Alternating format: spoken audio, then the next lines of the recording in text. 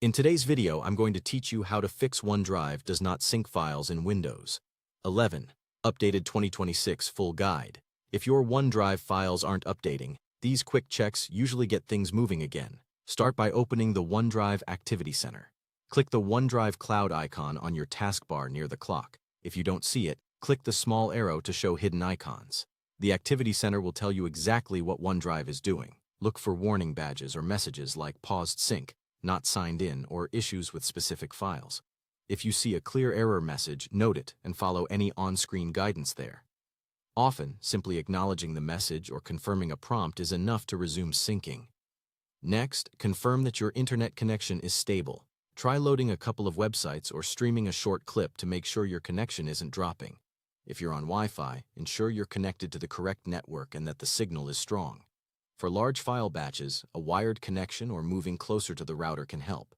If your connection is metered or limited, be aware that OneDrive may delay syncing to save data.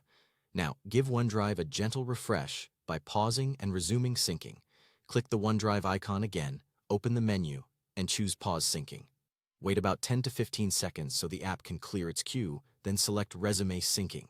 This simple reset often clears temporary conflicts and nudges stuck files to start moving. If syncing still hasn't resumed, sign out of OneDrive and sign back in. Open the OneDrive icon, go to Settings, then Account, and choose Sign Out. After it closes, open OneDrive again from the Start menu. Sign in with your Microsoft account and confirm your OneDrive folder location. This reestablishes your session and refreshes permissions without changing your files. Be patient on the first refresh. OneDrive will re-index your folders before syncing. Finally, restart your Windows 11 PC.